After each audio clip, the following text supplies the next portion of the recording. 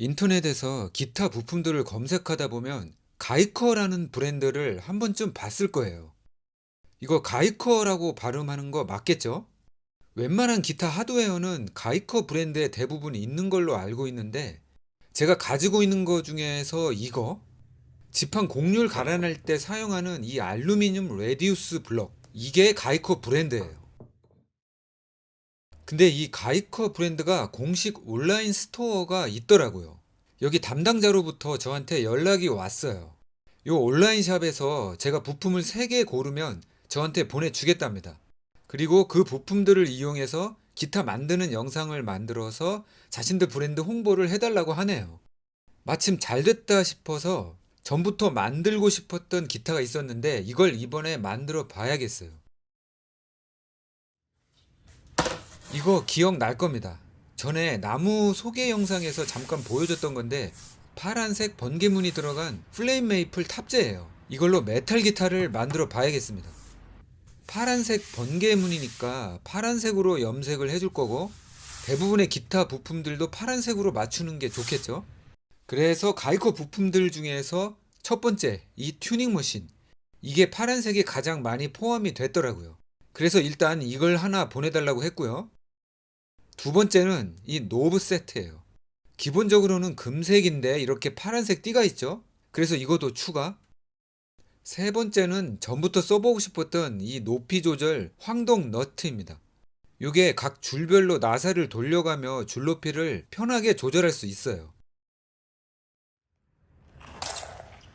그래서 이 3가지 부품들을 그쪽 담당자가 저한테 보냈어요. 그리고 제가 이렇게 받았습니다. 이게 파란색과 자주색이 섞여있는 락킹 튜너인데, 이왕이면 모든 부품이 파란색이었으면 딱 좋았겠지만 그런 건 제품에 없었고, 대신 파란색이 가장 많이 섞여있는 이 제품을 선택했어요. 부품 퀄리티는 훌륭합니다. 아노다이징 처리를 깔끔하게 잘 해놨어요. 그리고 이게 파란색 띠가 들어간 노브예요. 3개를 저한테 보내줬어요. 파란색뿐만 아니라 금색 도금 처리도 찐해요. 품질이 매우 좋습니다. 요건 높이 조절 황동 너트. 여기 홈에 일자 드라이버를 끼워서 이렇게 돌려가면서 줄 높이를 조절하는 거죠. 아마도 황동을 절삭 가공한 것 같은데 절삭 가공 품질도 매우 좋습니다. 만족이에요. 바디 탑재는 이걸 붙이면 되고, 바디는 뭘로 할지 정해야 하는데, 이 원피스 오쿠메로 할까 하다가 이번엔 이걸로 한번 바디를 만들어 볼까 해요. 이게 림바인데 탄화 림바예요. 로스티드 림바.